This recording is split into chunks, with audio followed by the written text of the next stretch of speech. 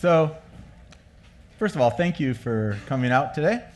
We're going to do some interesting stuff today, not like maybe anything you've tried so far. I'm a legacy code expert, and when I go into legacy code, we do a lot of refactoring. And one of the things that I noticed right away is some people don't have a very good sense of what good and bad code is. Now, most of the talks you see on code smells or code design or refactoring or legacy code, it's all going to tell you what to do when you have bad code. This is not that talk. I'm going to teach you to have a sense of style around code. And I'm going to do that in a very specific way with a very specific technique. And before I go into all the stuff about code, I just want to spend a little bit of time talking about the technique because it's very different and it's a little bit weird. There's a couple rules that are going to be important to this. First of all, we're going to do a lot of just yelling at each other, and we're going to do a lot of working on our phone. So if you have not connected to the conference Wi-Fi, you should do that. But if you haven't connected to the conference Wi-Fi by now, we fundamentally don't understand each other.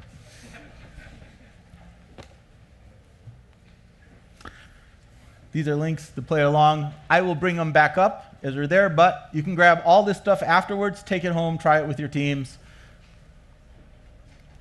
Here's the technique we're going to use. This is developed independently, and this is not the one, but it is interesting that there's a professor in Iowa who's using this exact same technique to train pigeons to diagnose cancer from MRI slides.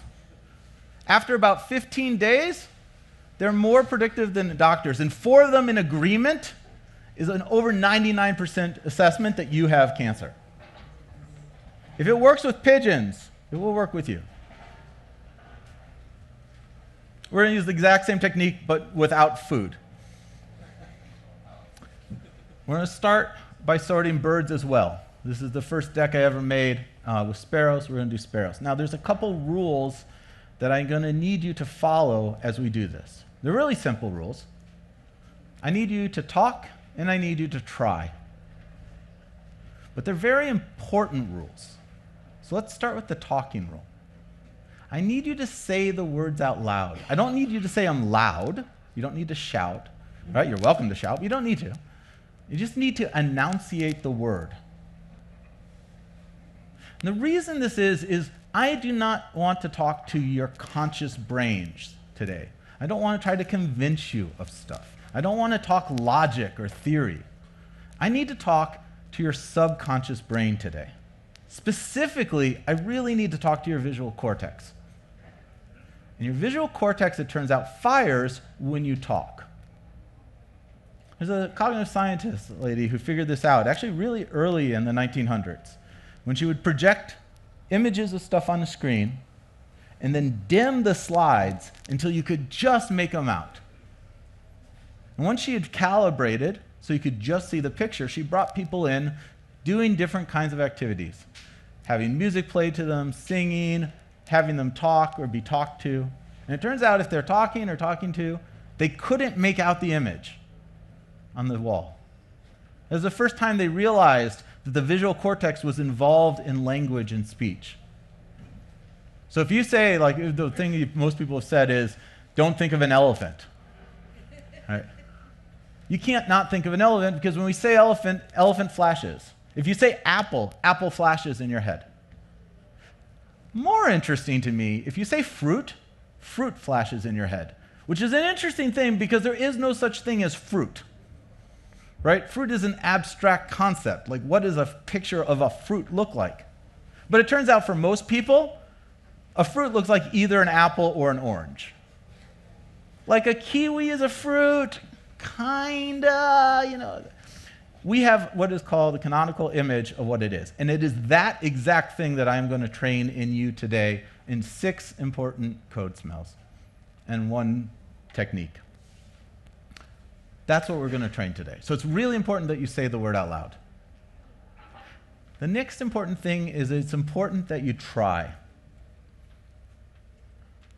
I'm going to show you just a very brief section of a video that sort of drives home why this is important, because it is just critically important. So if you just bear with me. I'm going to start this in the middle of the video. It's a little bit gross because it's about science, and it turns out science is usually gross. So I apologize for doing this before lunch. Hopefully you will forget about it afterwards. All right, so I'm starting this a little bit in the middle. This is an experiment that they're doing on rats. Take a look. Healthy but disconnected neural cells below the injury, the researchers administer a cocktail of synthetic... Let me go back just a little bit further. To walk. Sorry. The rats have their spinal cords cut in 2 places. Although not completely severed, signals can't get past the lesion, leaving the rats paralyzed. To reactivate the healthy but disconnected neural cells below the injury, the researchers administer a cocktail of synthetic neurotransmitters, followed by electrical stimulation. I'm plugging the cable that connects to the electrodes on the spinal cord, so we can provide the stimulation to the spinal cord. Okay, so there are cables that run down the spinal cord? It actually runs under the skin, and then it's sutured on top of the spinal cord. This electrochemical combination mimics the input of the brain and reawakens the spinal cord below the lesion. No, I start the treadmill immediately. Oh, she will start walking. It's amazing, right? The result? After a few weeks of training and while on the treadmill, the rat is incredibly able to walk again. So this animal was completely paralyzed 5 minutes ago, and now she's doing continuous stepping on the treadmill.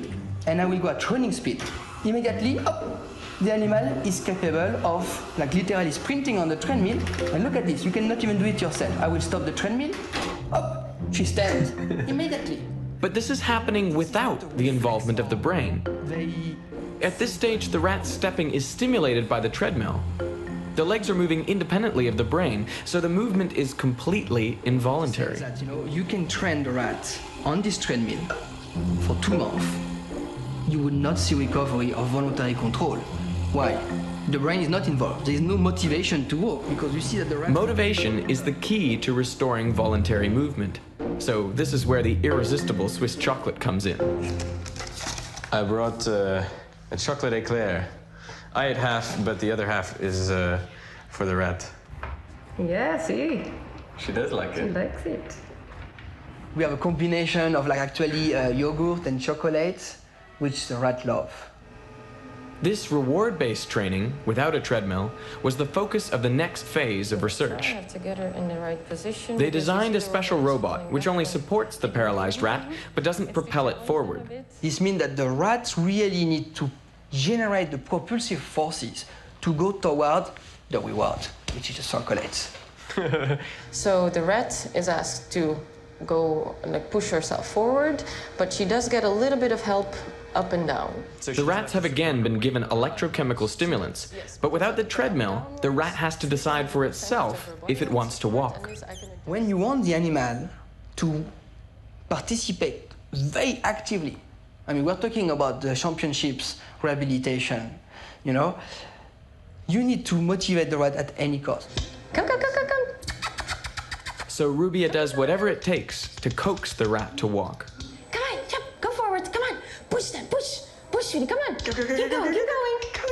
Go. The rat is now walking when it wants to, which means the brain's signals are getting through to the previously paralyzed limbs. Ah, she's done really well. Yeah. The rat's spinal cord seems much more capable of rewiring itself than anyone expected. In one of the most extensive examples observed, it's been able to detour around the injury and reconnect the dormant neural network. What we observe is... All right, I just want to re-sum that up for a second. The difference between the rats going through the movements and giving a damn will regrow their spinal column. I'm just trying to form a couple pathways in your brain. It's a much easier task. But you trying is going to be really important. Now, when I start you out, you're not going to be successful. There's just basically no way you will. That's not important. It's really not important that you get this right. But it is critically important that you try. So those are the 2 rules. Talk and try. Are you guys ready? All right. Let's do our first one. Now again, I'm going to start you with nothing to do with code just so you can get used to the technique.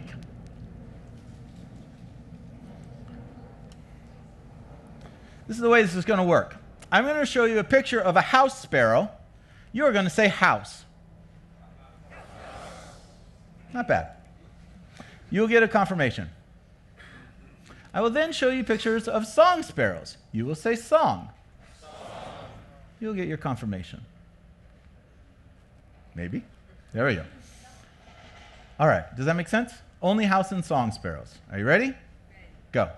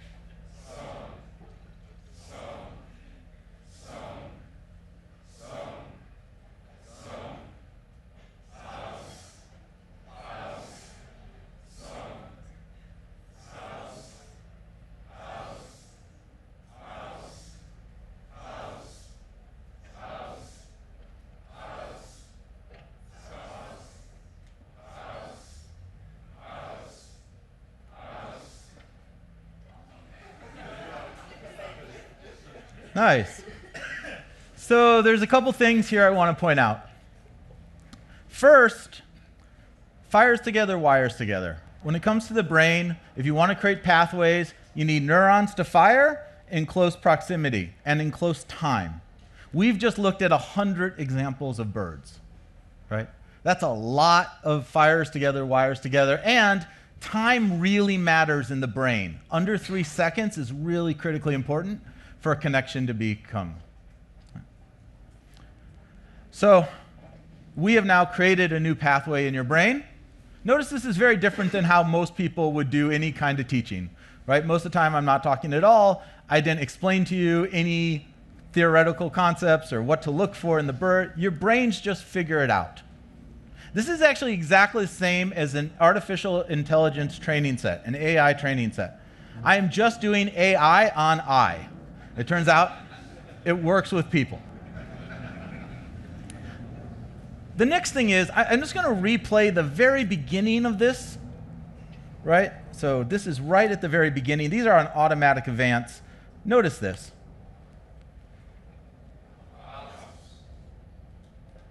Feel how slow that is? Oh, it's like painfully slow now.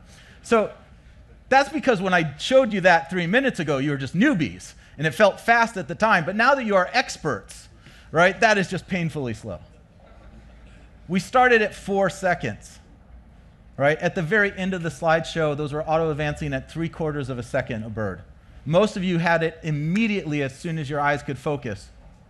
And not only did you have the right answer, you know you have the right answer. When we ask our brains questions, they give us 2 pieces of information. What is the answer, and how sure am I? If you sort of chart how people go, they're sort of like getting it, and then it sort of focuses on only parts of the bird. They kind of lose it a little bit, and then they kind of get it, and then they're like, yeah, I got it, and then it's like, yeah, I got it. It's not a problem. Now, a side effect of this, and I apologize, is that you will now forever see sparrows. Your brain will say, oh, that's a house sparrow, before your conscious brain says, shut up. And that's exactly what I want to train you to do in code. I want you not to have to use discipline and responsibility to see bad code. I want it just to be so obvious that you can't not see it. There's one other thing I really want to talk about because it bugged me for a long time. I have a picture of this early on. There are 2 birds here. This is not a dirty picture, just because you guys are giggling a lot. How am I not seeing that? Here. Okay, so this is the part I want to point out, though. The bird on the bottom is a female house sparrow. I have not trained you on female house sparrows, but it turns out in the bird world, males and females look very, very different. And so for a long time, I would see female house sparrows and be like, it's not a song sparrow, but it's not a house sparrow. What are these birds? And it turns out female and male house sparrows are around each other a lot. So if you see one, you'll see the other, and you'll be like, what's going on? So I just want to let you know that so you're not confused all the rest of the time that you see sparrows. All right. So that's a sparrow deck. And that's done as a group activity. I want to do this also as an individual activity.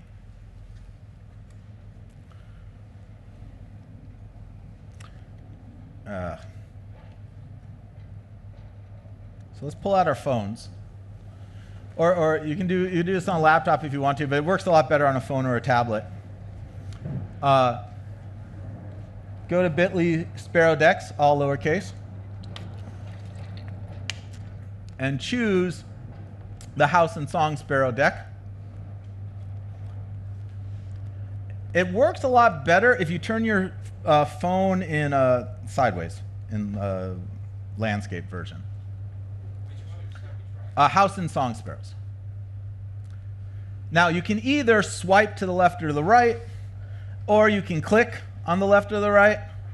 However, I still want to point out the 2 important rules.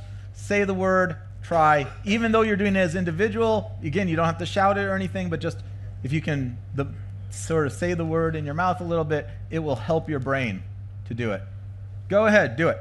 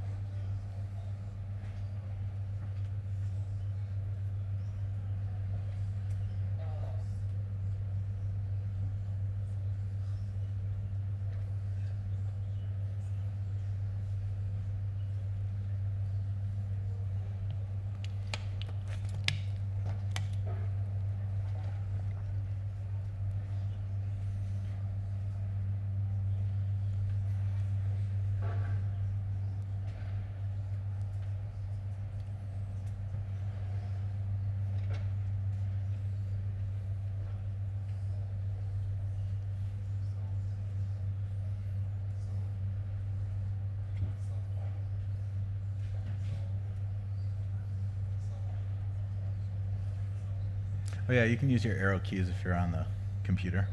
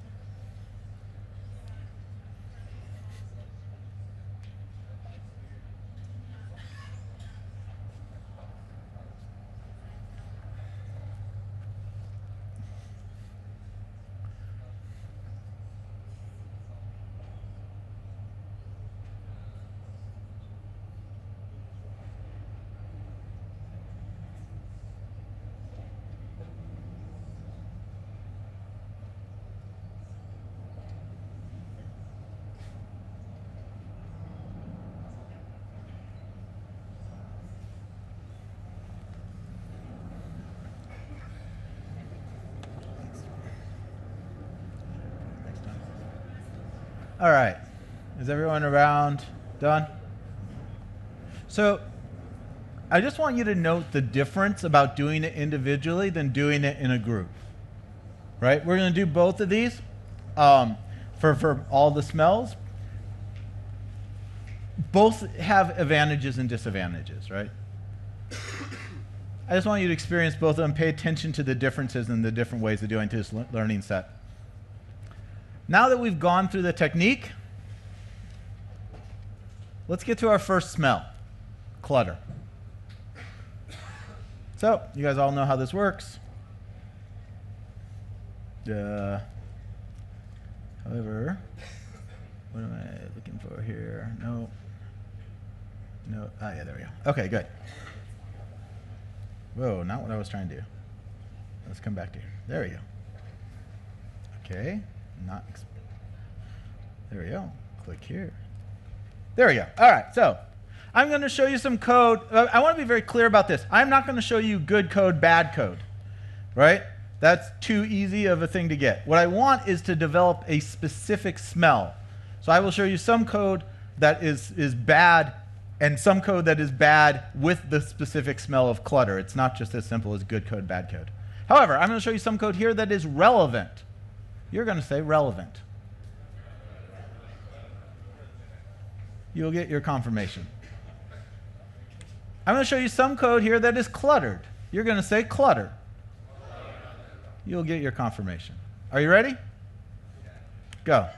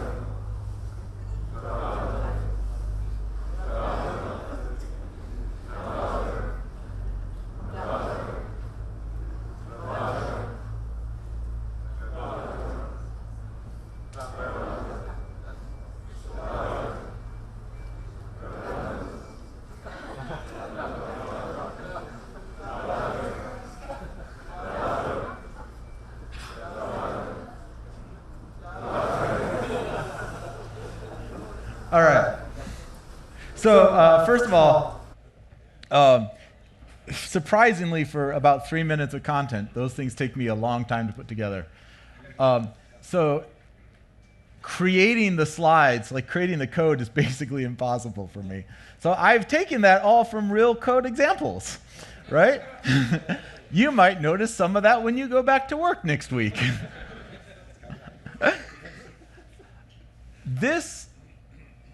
This talk isn't about how to fix code, really. This is about how to identify code. But clutter is so easy to fix that it would be like negligent of me not to mention it. Just delete it.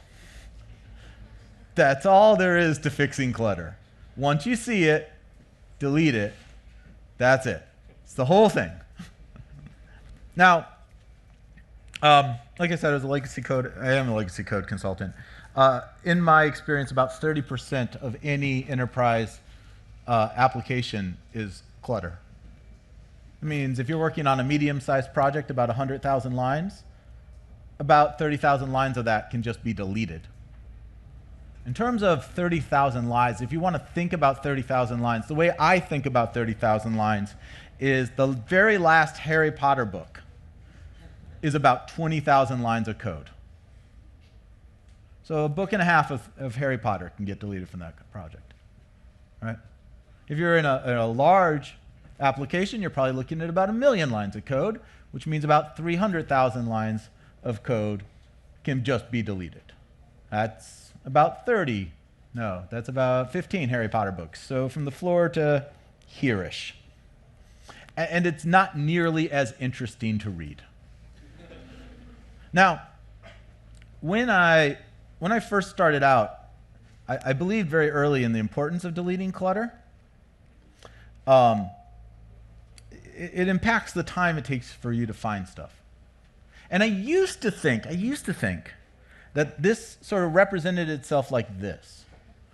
This is a thing called Where's Waldo. It's a popular children's thing in America. And the idea was to find Waldo, right? And this is very hard to do because there is so much distraction going on.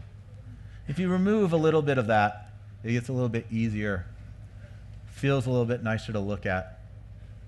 That's at about 30%. And in my mind, I was thinking, well, the idea is let's get it down to that, where it's just very obvious. But the thing is, if I was really looking for Waldo on my computer, I would just grep for him. So what I've later figured out is it's not about a search. It's about hearing what your code tells you. Your code wants to tell you stuff. And a lot of times it's just too hard for us to listen. So let me give you an example of finding patterns in your code. So there's a very, very simple pattern right here. What is it? There are stars, but that is not the pattern. Here, let me remove the clutter for you. What's the pattern? That's what removing clutter does. Here's a real-world example. brought into a company. They were having a lot of trouble. My second day on the job, I noticed they had a lot of RDLC reports. RDLC is like a reporting mechanism from Microsoft. It's horrible. I had never used RDLC before. I wasn't really sure what to do with this, but they had all this stuff. And so what I first said is, like, what is being used here? And everything that wasn't being used, and again, I just grepped for it, I deleted. So I went through, deleted everything that wasn't used. Notice anything interesting about this list now? Liabilities is a little bit odd, right? Everything else is 2010, but liabilities wasn't 2010. I deleted that one. It wasn't being used. So on my second day at this client, I go up to the accounting department and I'm like, are you having problems with your liability reports? They're like, yeah! How did you know? So I went back to source control, because we use source control. I undeleted it, swapped it, redeployed, went back up, and I'm like, how is it now? And they're like, that's amazing! I never actually looked at the liabilities report. I'm not sure what it does. But I could hear that the code was something wrong. I couldn't hear that with the clutter. When you get the clutter out of the way, you can listen to your code better. All right.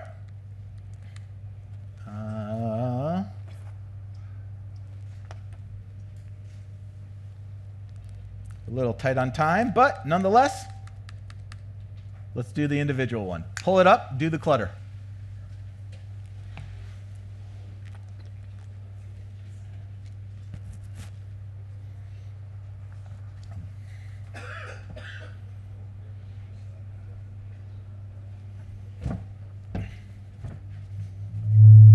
Oh. Would you hand that to the person who doesn't have one?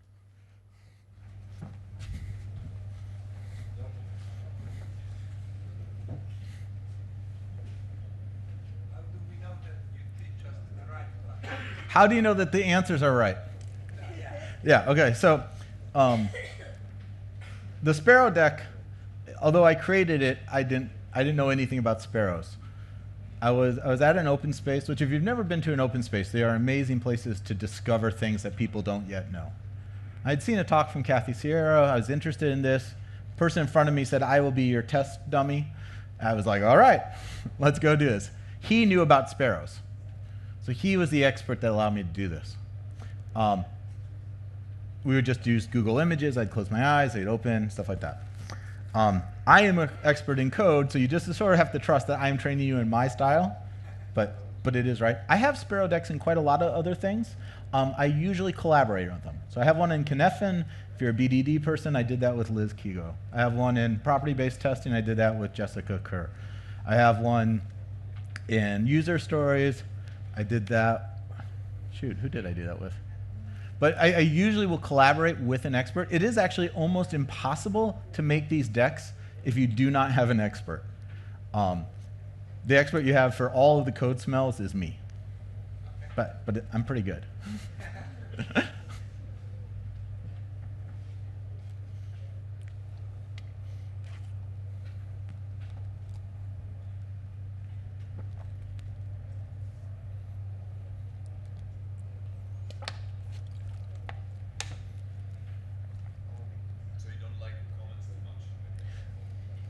I'm not against comments, but I'm against comments that don't add value, right? And if you have comments that have value, I'm for those. Although, I would ask why your code isn't valuable in and of itself. Yeah. So if your code is self-explanatory, then the comment doesn't have value. If it is, there are things that I just can't figure out how to get my code to express in and of itself. And then I'm really for comments. I'm also for comments in places where, like, user documentation and stuff, right? Those can be really, really useful. Like I said, I co-founded a charity to teach kids the program. We teach Java to 10-year-olds. Open source software, if you have kids, teach your kids. It's those comments. I've never written so many comments in my life. Lots of examples, because I want new people to be exposed easily. So if there's value, I'm all for it. But if there isn't, I just see that there is like a tendency that That is true. It's not the only ones. Yeah, but it is true. Comments are a big part of clutter. Yeah.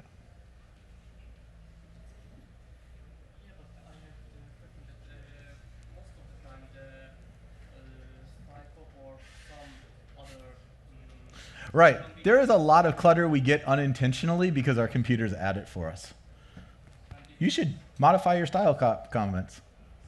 Those rules are within your power.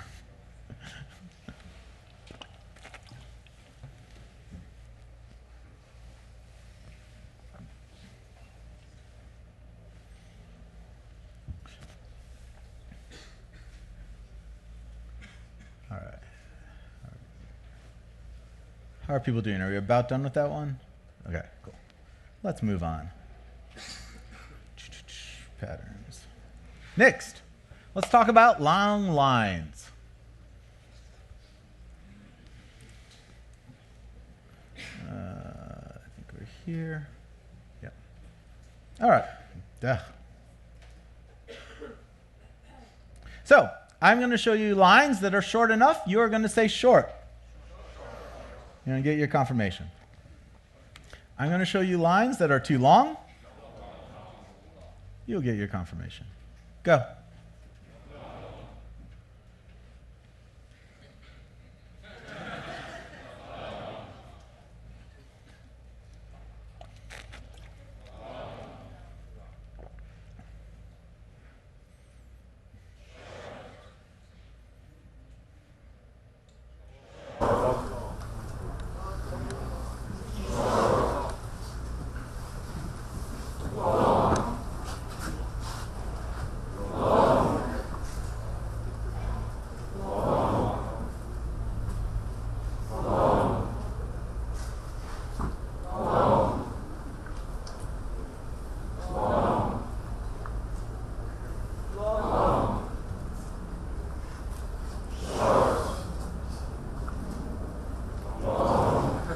Yes, that is a single line.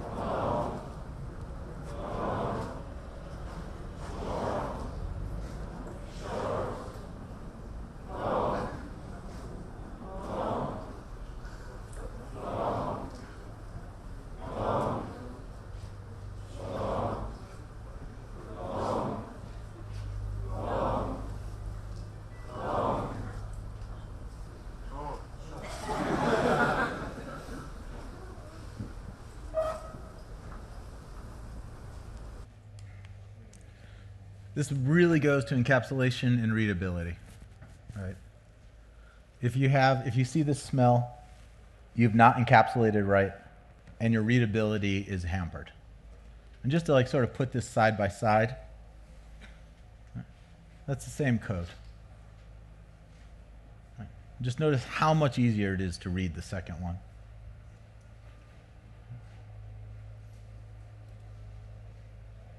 Again, this isn't really a talk about how to fix the smells.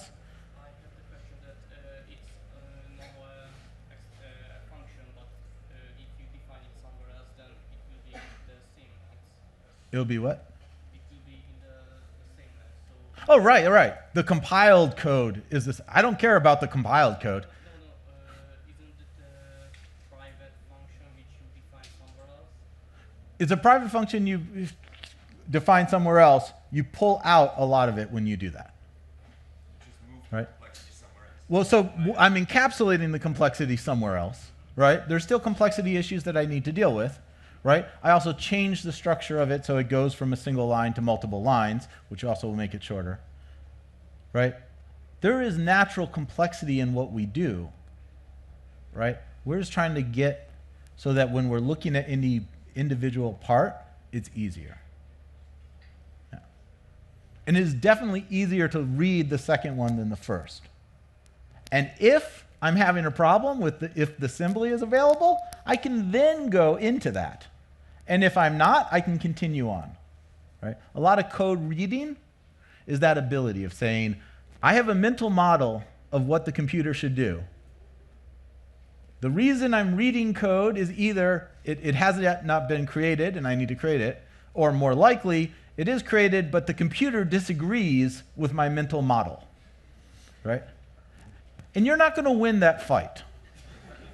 Right? I've never seen anyone so gifted in oration and talking that they can convince the computer to do something different than what the code actually says.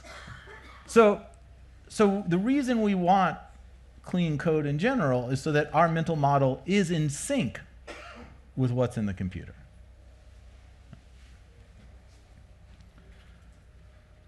All right, we're going to skip the self one on that one and move on. Let's do, sorry, what did we just do? We just did, let's do long methods. Distinct, patient, paragraph, good.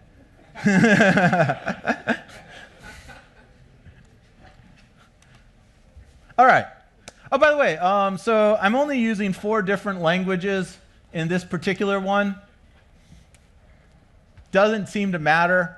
Maybe you're good at those languages. Maybe you're good at all of those languages. Doesn't seem to matter. Maybe you're good at code. Maybe you've never coded before. Doesn't seem to matter. In the same way as sparrows, didn't need to be expert in that to do the sparrows. One of the things I found is that like I can train managers.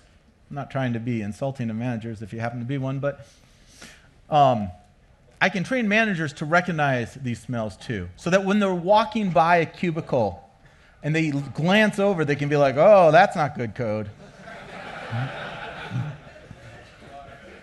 So I'm going to show you some methods that are short enough. You're going to say short. You're going to get your confirmation. I'm going to show you some stuff that's too long. You're going to say long. Go.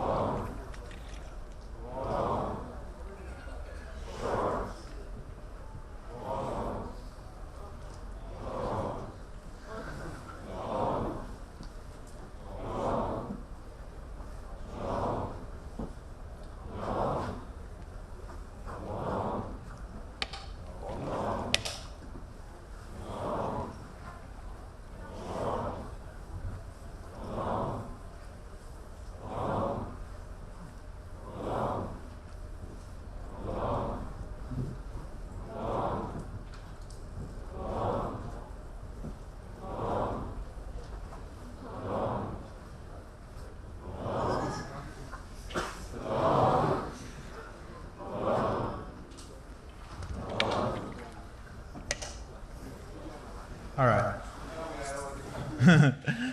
So I have a couple more things I want to go into here. First of all, remember I started by saying there was a doctor training pigeons to diagnose cancer with this. That training set is actually only 75 examples, 75 slides, which is less than any of the things I show you here except for a couple at the end. However, he replays it over the 15 days because they're pigeons and you can just make them do stuff. And so redoing this exact same deck will actually strengthen that connection, get your brain to get more patterns that it sees. One of the exercises that I would do when I have longer time is we'll have people write on sticky notes all the patterns that they see. When I did that with the sparrows the first time, I actually drew pictures of the birds. And I was expecting to put 2 or 3 patterns per bird. When I was done, the entire thing was covered with different things that I had not seen. And there are weird things. Like I would ask people, they'd be like, well, you know it's a house sparrow because it has a black breast. And I'd show them a picture of a bird that has a black breast, and that's not even a sparrow. I'm like, okay, well, how do you know it's a sparrow? Well, it's just obvious. I showed them a silhouette, and they're like, that's not a sparrow either. And I'm like, why not? It's not the right kind of fuzzy. I mean, they're right. We're training the subconscious, and one of the downsides of that is we don't get access to what it thinks, why it thinks. We just get access to the results. Now, I'm going to show you this. This is a deck I made with Felina. Oh, that's not the way I want to do this.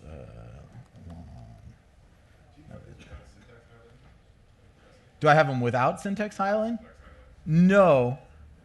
So remember how I just said we don't get access to how the brain figures stuff out?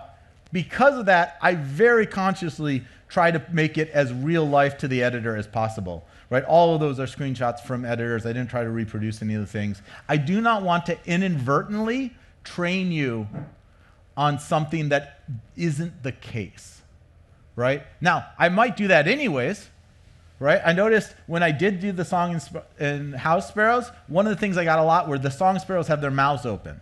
Right? Obviously, opening or closing your mouth does not change the breed of a bird. Right? So your brain will pick up on stuff whether it's true or not. I can't really help that, right? But I'm going to do everything I can not to inadvertently train you. And the same thing, I also do not create the slides by hand. I use a randomizer. Humans do not have a good concept of what random really is, and I don't want to inadvertently train you on what humans think random is. So I consciously stay away from that. Everything I do, I try to make it so that you have the best chance of not coming to a false conclusion, right? It's still, the brain's the brain, right? We live with monkey brains. What are you going to do? This is a deck I made with Felina. She's a professor up in the Netherlands. She does a lot with teaching Scratch to kids. We're going to just do this deck as well. I'm going to show you some code, short enough. You're going to say? Get your confirmation. I'm going to show you some code that's too long. You're going to say? Go.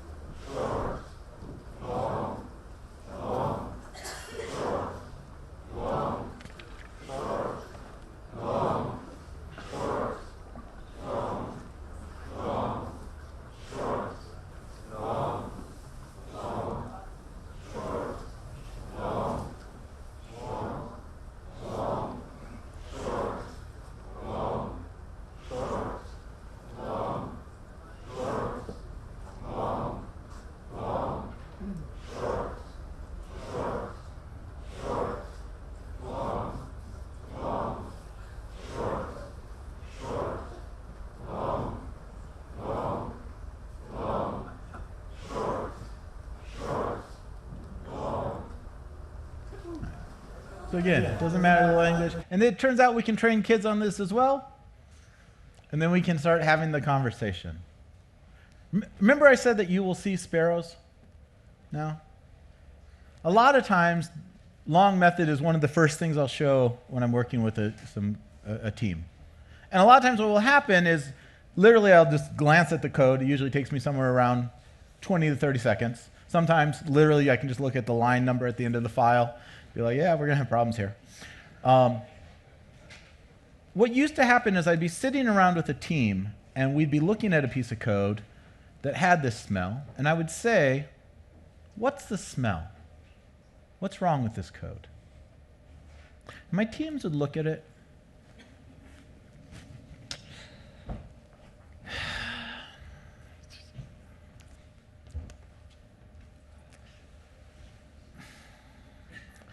I don't know. Can you scroll down so we can see the rest of the method?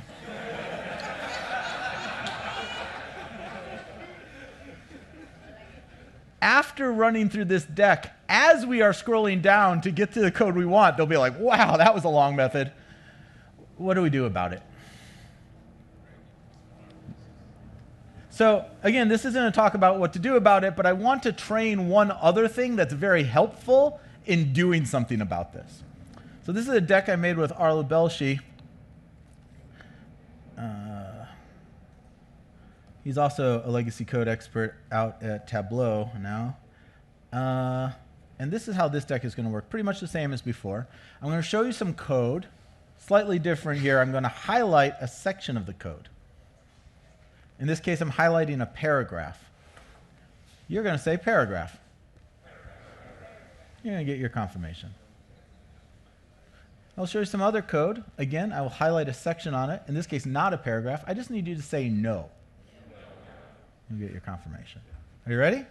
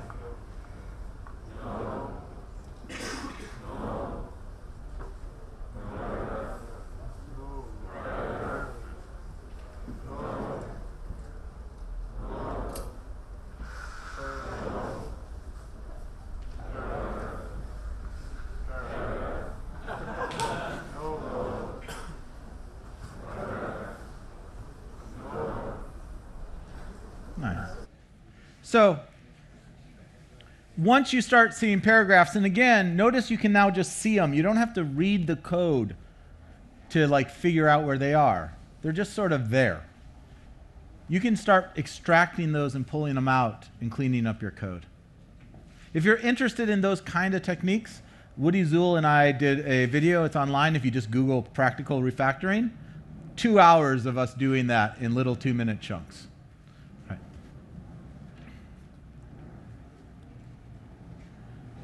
All right. Long methods.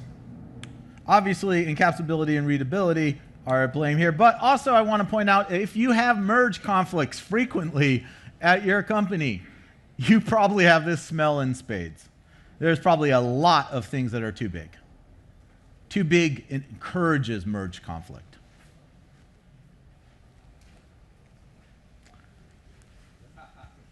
Let's move on to bad names.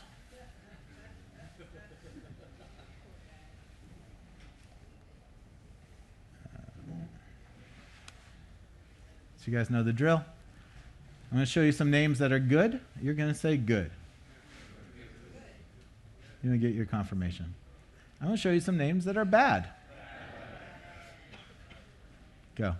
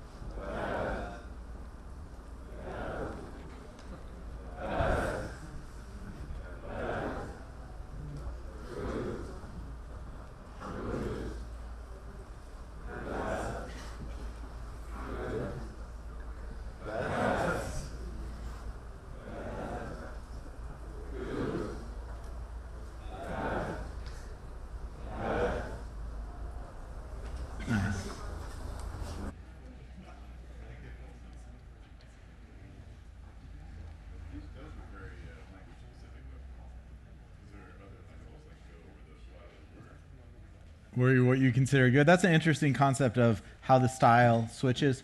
Like I said, I took most of these from code examples, but with the bad names, I actually took a lot of the bad names from the examples on websites about good names, from usually Hungarian notation.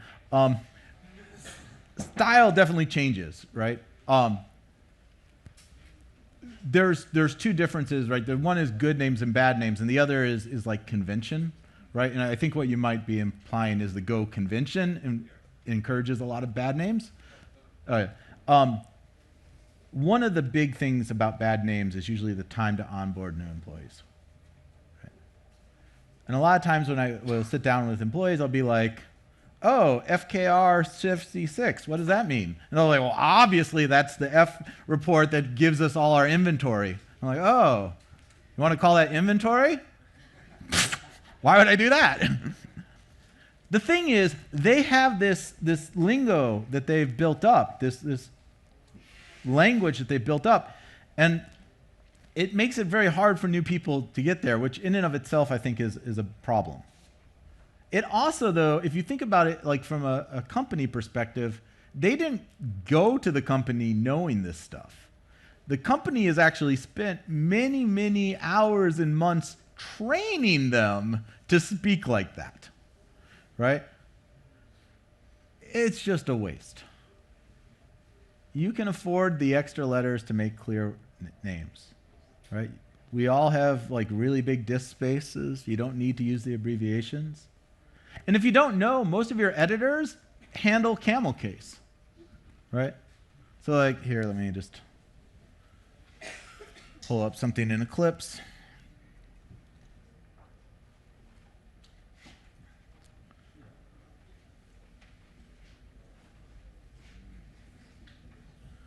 So let's say I was going to do the place vertical ships.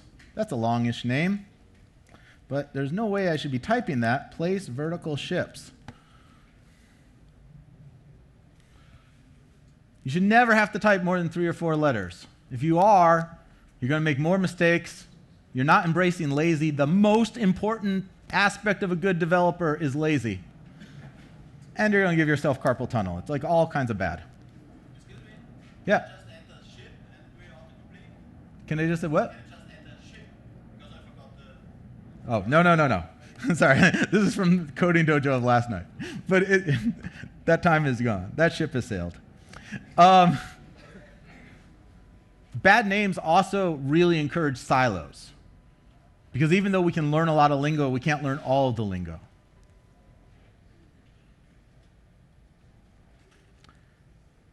Actually, how are you time-wise? Let's do, before I get into this one, let's pull out your phones again. Let's do the bad name one as individuals.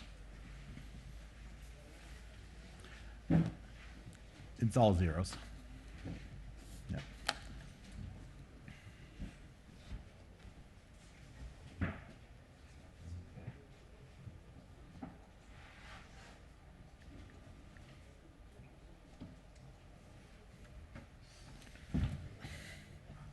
And hand that one down to the other person who doesn't. All zeros. Excuse me. We hand that to her.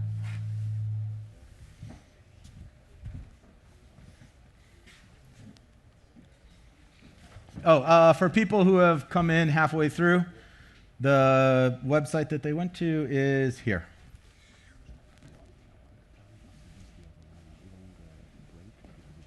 Mm-hmm. Oh, no. I'll be fine. Yeah, but thank you.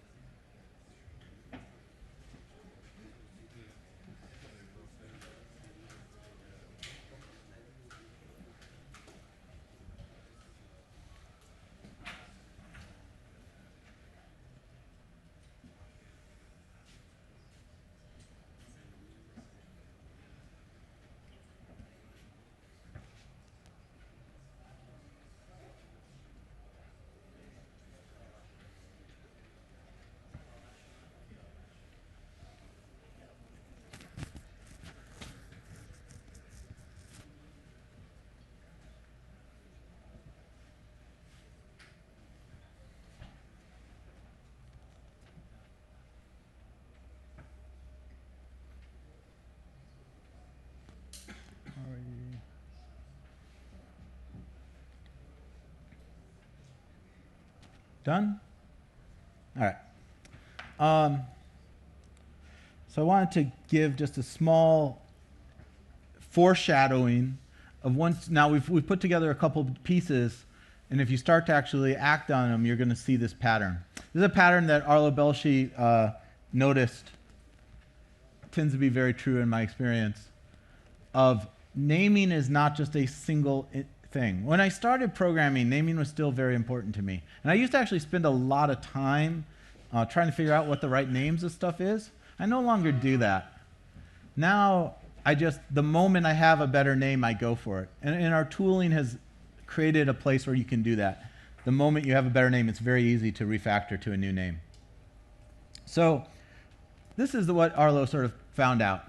First, there's usually just a bunch of code. It literally has no name, right? Step one is to give it a name, a nonsense name. Now, foo is not a good name. Is it better than just a block of code? Yes. Yes, it is. We've made progress. The next step is to go from nonsense to something honest. In this particular case, he noticed there were two database pointers. One was reading to, one was writing at the same time. We're not sure exactly what that is, but obviously it's doing something evil to the database. Not a great name, but better than foo. Finally, you usually move towards honest and complete. Now we understand that this is actually parsing the XML and storing the flight to the database and to the local cache and starting to process. Start processing. Still not a good name, but better than does something evil to the database. And at this point, there's usually a bit of structural refactoring that we can do. We really don't need to parse the XML and put it in the local cache at this part. Let's separate that. So now it's doing the right thing. Now it's storing the flight to the database and it's starting to process. A better name. Still, why are we doing that? That's the what of what we're doing, but it's not the why, it's not the intention. We're doing that because we want to start tracking the flight. And if you get to the intention, it makes a lot more sense, A, when you're reading it, and B, it's going to be a lot more resilient. I might change how I store my information. Maybe I send it to a service, maybe I keep it in a database. Maybe I'm just flat filing it. Doesn't matter. Over time, that will change. But the why isn't going to change. I'm always doing that because I want to begin tracking the flight.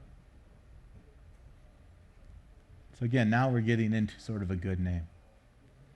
Maybe, definitely not always, but maybe you have a paradigm in your domain for this. Now, this is a weird kind of thing because in general, I think add is a worse name than begin flight tracking. But the context around it, what am I adding? I'm adding a flight to the monitoring panel. That creates a good story. So if you have a domain abstraction, that's our final step. So those are the 7 stages of naming. The important thing, and maybe the liberating thing for me, was that I do not need to get to green. I do not need to get to blue. I just need to make sure that every time I'm moving to the right, as long as you're moving to the right, eventually you'll get to something that's good. You don't need to do it in one step. It's not one step. It's a process. It's a growth. So now that you have the ability to see the paragraphs, to see the methods that are too long, to see the bad names, to see the long lines, all that will start to come together, and you can start to walk this path.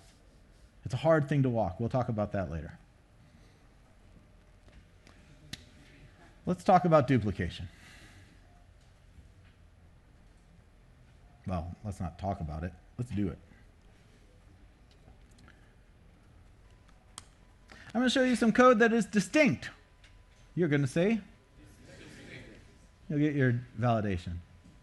I'm going to show you some code with duplication. You're going to say? Go.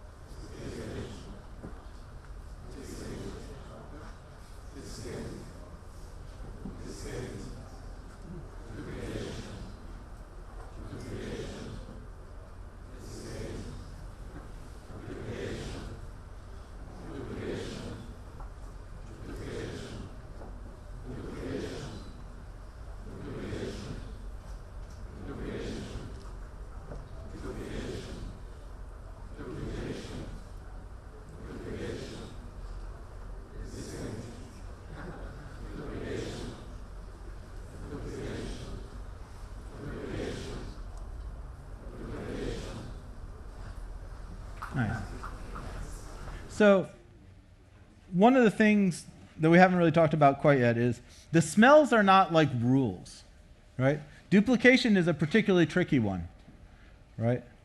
Because there is duplication that is incidental and duplication that is intentional or cohesive. For example, my last name is Falco. My sister's last name is also Falco. That's duplication. If she gets married and changes her name, I don't want my name to change. It's just incidental duplication. Whereas I have a mailing address that my credit cards come to and my water bill comes to and my Netflix comes to. And if I change my mailing address, I need all of those to change together. That is a complicated part of duplication. You might have duplication that you actually need. That's important. Or you might have duplication that you don't. The smell will trigger you to pay attention, but it doesn't necessarily demand that something is wrong.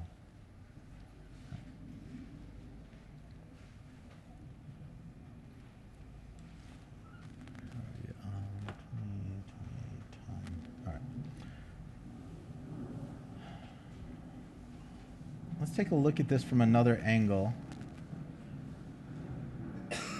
Yeah, we can do that. Let's do inconsistency. Now, inconsistency is a weird one.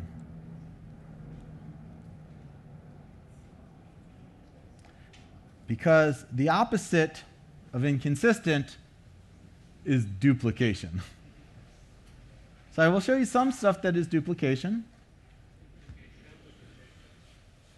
And then I will show you some stuff that is inconsistent. Now I want to point out something on this inconsistency. So here we have something minus 1 times something, something minus 1 times something, something minus 1 times something, something. With a comment that then says it should be something minus 1 times 1, but then we're going to increment the whole thing. So literally the comment there takes more to explain the inconsistency than if I had just made it consistent.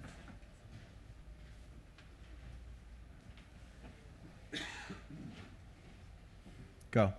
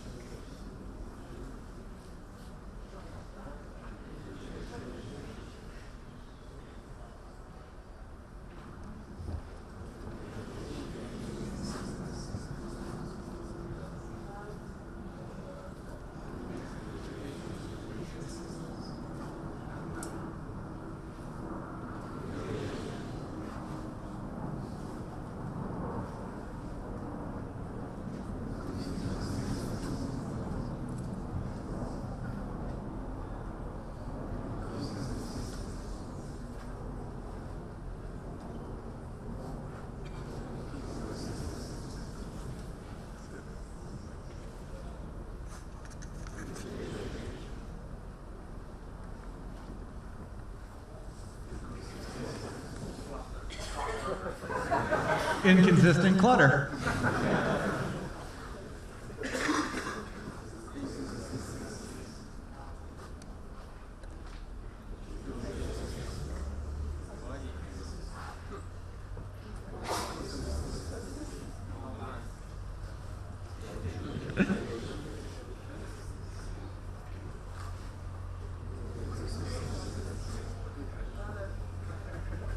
All right.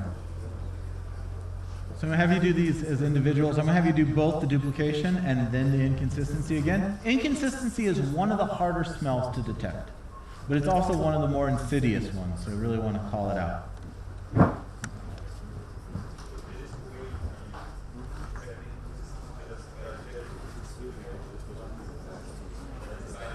So in the sparrow deck, sure. In real life, there's of course, there's inconsistency, duplication, and distinct, right? Not everything falls into those two categories. What you need to notice is these two things are trying to do the same thing, but are doing it in different ways, right? Here, let me actually pull that back up. Inconsistency. Let's go grab some stuff, right? So in this situation, both of these are trying to comment, right? One of them is doing it with an actual comment, and one of them is doing it with an if block. But they're both commenting, right? Let's go grab like this one, right? If this, very simple flow. If this, we're doing the same thing, but we're pulling our return values out from a list.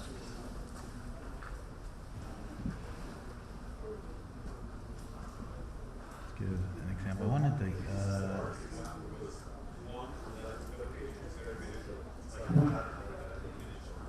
yes, this is a harder one. Totally agree with that. Totally agree. This is the hard. That is why this is the last one, right? Not coincidence. But here, take a look at here. This is another one, right? Here, we're trying to return 1 or 0 based on our value. Here, we are also returning 1 or 0 based on our value. That is the same thing, but it's just done in a different way, right? And again, once I pull that out, I'll have duplication. And then once I have duplication, I'll probably extract a method to take rid of the duplication. But this happens all the time for reasons I do not understand. It is one of the harder ones to see, though. I totally agree with that. All right, pull out your phones. Actually, yeah, okay, we have it. Do duplication and then do inconsistency. And here's that link again.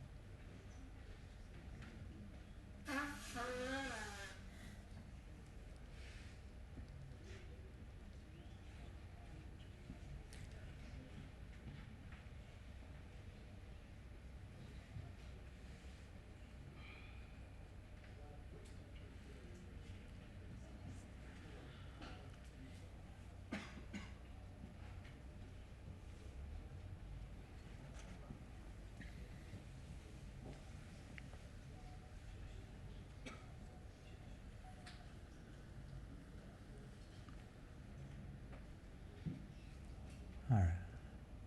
How's everyone doing on the individual? Just a quick thing. I wrote a blog post about the greater than less than sign inconsistency. You can see it on my blog. But the long and short of it is, it starts to look like the actual number line if you just stop using greater than sign. The greater than sign just is a mistake of programming languages. Get rid of it. Only use the less than sign. All your code will become much more beautiful and easier to use. All right. I want to leave you with a thing from Ira Glass. Ira Glass is a radio personality from the US. He said this thing, and because this entire session that we've been hanging out together, I haven't actually taught you how to fix code yet. I've just sort of started the wiring in your brain to see the parts that you now need to fix. Right? And Ira has a really nice part about this gap that hopefully has now been created. Nobody tells people who are beginners, and I really wish somebody had told this to me, is that all of us who do creative work, like, you know, we get into it, and we get into it because we have good taste. But it's like there's a gap, that for the first couple years that you're making stuff, what you're making isn't so good, okay? It's not that great. It's trying to be good. It has ambition to be good, but it's not quite that good. But your taste, the thing that got you into the game, your taste is still killer. And your taste is good enough that you can tell that what you're making is kind of a disappointment to you. You know what I mean? A lot of people never get past that phase. A lot of people at that point, they quit. And the thing I would just like say to you with all my heart is that most everybody I know who does interesting creative work, they went through a phase of years where they had really good taste, they could tell what they were making wasn't as good as they wanted it to be. They knew it felt short. It didn't have this special thing that we wanted it to have. And the thing I would say to you is everybody goes through that. And for you to go through it, if you're going through it right now, if you're just getting out of that phase, you gotta know it's totally normal. And the most important possible thing you could do is do a lot of work. Do a huge volume of work. Put yourself on a deadline so that every week or every month you know you're gonna finish one story. Because it's only by actually going through a volume of work that you're actually going to catch up and close that gap. And the work you're making will be as good as your ambitions. In my case, like I took longer to figure out how to do this than anybody I've ever met. It takes a while. It's going to take you a while. It's normal to take a while, and you just have to fight your way through that. Okay? So hopefully that's the situation. You're going to start to see a lot of bad code. You're going to struggle. You're going to go to a lot of other talks, a lot of other sessions about how to fix bad code that you hopefully are seeing everywhere now. If your colleagues don't seem to see it, if their taste is not quite there yet, go and run these decks on them yourself. You obviously have the phone, but also on the blog, there is Sparrow decks. You can download and use all the ones that we used here, plus more. If there are things that you're like, hey, I'd really like to train them, that they're not, obviously, I pair with a lot of people. Work with me, we'll make more decks to train the styles that you want. I'm going to leave you with one last thing here. Well, actually, let me close a couple of things that we haven't really done yet. I mentioned before, Woody Zuhl, who's actually in the back here, did the mob programming talk yesterday, and I did a talk called Practical Refactoring. It's on YouTube. It's about 2 hours long, but it goes through not how to train these smells, but how to fix these things once you start to see them. So if you're like, I don't know what to do with what he showed me, this is the next step that I would recommend. I mentioned before the greater than sign. Give that a read. I created approval tests if you're into test-driven development or testing and unit testing of any kind. I suggest you check it out. There's a whole bunch of resources. A lot of the videos are in C#, but the C# part of that is really kind of meaningless. And approval test is in, so I mentioned I pair. It's in Go, it's in Python, it's in C++, it's in Lua, it's in Perl, it's in Ruby, it's in Java, it's in .NET. I missed PHP. It's in there. If you're interested in mob programming, there's a book. You can grab it for free off LeanPub that I wrote with Marhat Puhayarvi, who did the exploratory testing workshop yesterday. I'm Llewellyn Falco. Please connect with me, Twitter and LinkedIn. I'll be around for the rest of the conference if you had questions. And let's do one last deck before we end. I'm going to show you some stuff that is well maintained. You're going to say yes. I'm going to show you some stuff that is not well maintained. You're going to say no.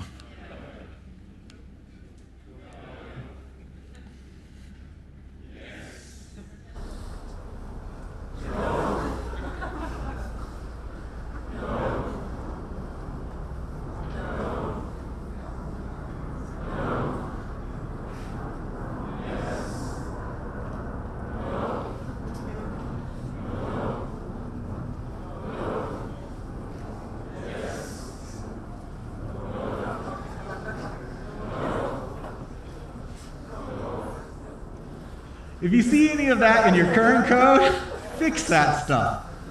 So this has been a whole thing on bad smells. Fortunately, we have a really good smell. Go enjoy lunch. Thank you.